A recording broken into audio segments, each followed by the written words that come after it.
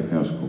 باقی اگر کوئی نہیں پسند کرتا تو اس کا بھی شکر گزار ہوں, کیونکہ میرا خیال ہے کہ اگر آج میں کسی جگہ پر بیٹھا ہوں اور کوئی لوگ مجھے پسند کر رہے ہیں تو وہ ان کی بھی اتنی ہی کنٹریبیوشن ہے جنہوں نے مجھے بہت برا بھلا کہا, کیونکہ اس کی وجہ سے میں نے اپنے آپ کو مزید بہتر کرنے کی کوشش کی اور کرتا رہتا ہوں. پڑھنا, آپ کی کتاب سے سیکھنا اور یہ سمجھنا, مختلف واقعات ہیں اس میں تحریر ہے.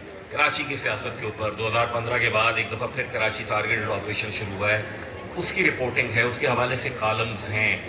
ٹیررزم کے حوالے سے مظہر صاحب کی ایک پوری کی پوری سیریز تھی چلی ہے. باوجود اس کے کہ ذاتی طور پر نظریاتی طور کے اوپر سینٹرل لیفٹ یا لیفٹ کے آمادہ ہونے کے باوجود بھی آپ کو کہیں پہ رائٹ ونگ کی تصحیح نظر نہیں آئے گی.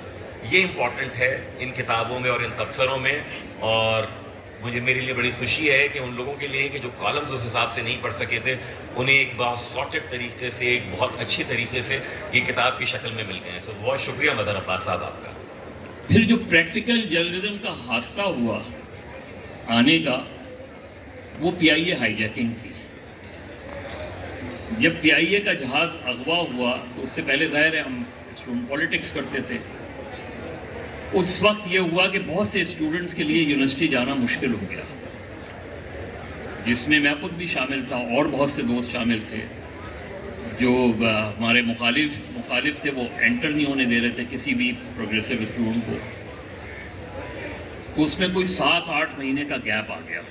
جب بے نظیر بھٹو پہلی مرتبہ کسی ملٹری کورٹ کے سامنے آئیں تو ہمارے لیے جانا پورا شہید ملت اور Kashmir road completely cordon of تھا, بہت مشکل تھا اندر جائیں.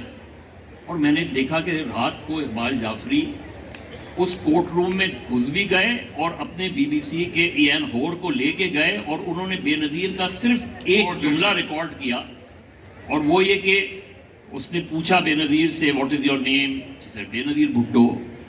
What is your father's name, Zulfikar Ali Bhutto. What is your caste, تو بے نظیر نے کہا I don't believe in caste. یہ جملہ بی بی سی سے پہلی مرتبہ یہ جملہ آن ایئر گیا اس میں.